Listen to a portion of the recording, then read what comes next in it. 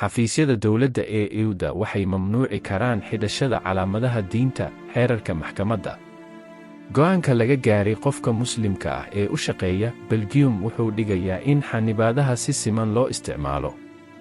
Xafiisyada dawladda ee guud ahaan Midowga Yurub waxay ka mamnuuci karaan shaqaalaha inay xirtaan calaamado diimeed sida xijaabka Islaamka, iyadoo loo eegayo dhexdhexaadnimada. Maxkamadda sare ee Midowga Yurub ayaa xukuntay, inkastoo ay ku nuuxnuuxsatay in xanibaadaha noocaas ah ay tahay in si siman loogu dabaqo dhammaan shaqaalaha oo ku habboon xaaladda sharciga.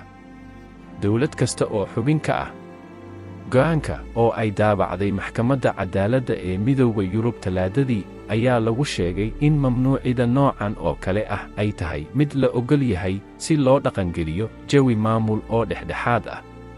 Si kastaba ha ahaatee, maxkamaddu waxay sheegtay in mamnuucida dharka ama calaamadaha ku xihan falsafada ama caqiidooyinka diimeed ay tahay in si siman loo dabaqo.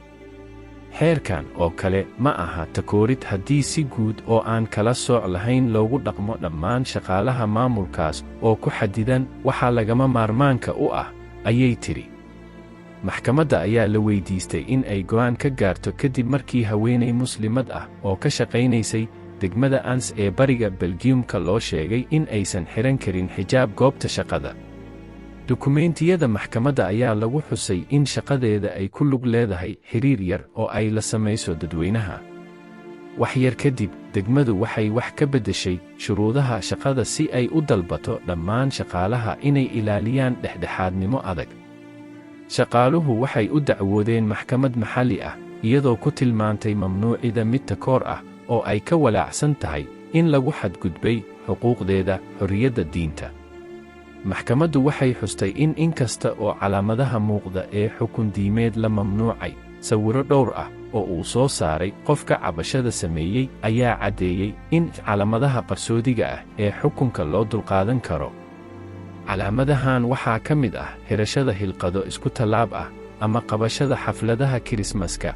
Qareenka cabashada ayaa u sheegay Guardian.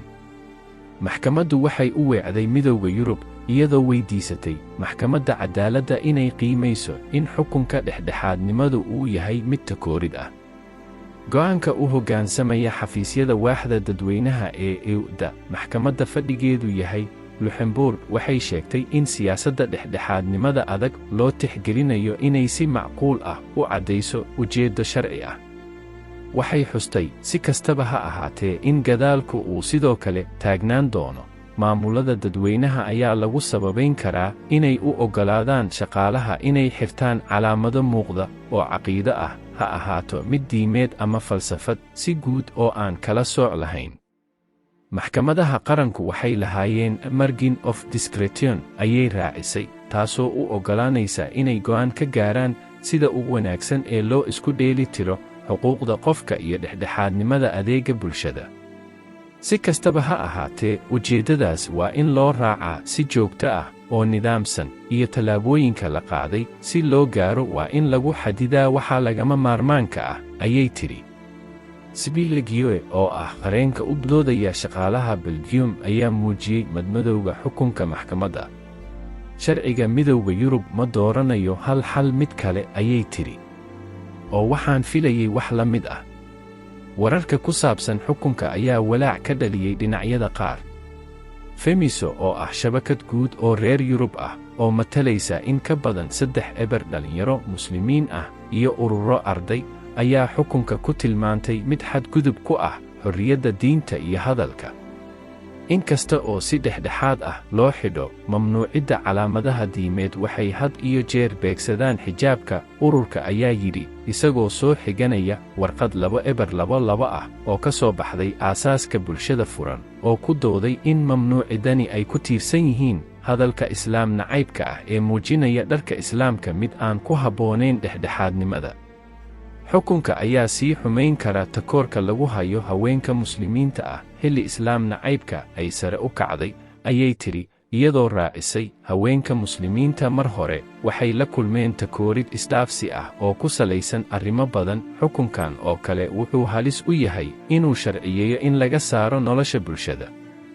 ururku wuxuu ku baaqay isku dhafka goobta shaqada, halkaas oo shakhsiyaadka diimaha oo dhan ay si buuxda uga qayb qaadan karaan cabsi la'aanta koorid, oo ay ku jiraan dhallinyarada muslimiinta.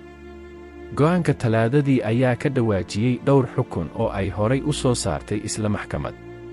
2-2 waxay xukuntay in loo shaqeeyaasha ganacsiga gaarka loo leeyahay ay xadidi karaan muujinta caqiidooyinka diimeed, siyaasadeed ama falsafada marka ay jirto baahi dhab ah in loo soo bandhigo muuqaal dhexdhexaad ah macaamiisha ama si looga hortago khilaafka bulshada. 1 sano kadib waxay sheegtay in mamnuucida noocaas ahi aysan ka dhigan takoorka tooska ah ilaa inta si siman loogu dabaqo dhammaan shaqaalaha. Dadka dhaleeceeyey go'aanka 2-2 waxaa ka mid ah Human Rights Watch. Haweenka muslimiinta ah waa inaysan kala dooranin caqiidadooda iyo shaqadooda. Hillary Margolis, oo ka tirsan ururka, ayaa ku tiri hadal ay soo saartay xilligaas. Xayiraadaha noocan oo kale ah, ayay tidhi, inta badan waxaa diiradda lagu saaray dumarka muslimka ah ee xidha xijaab ama indho shareer, waxayna ku nastaan caqli khaldan in diidmada macmiilka ee shaqaalaha xidhan lebiska diintu ay si sharci ah u dumin karto xuquuqda shaqaalaha.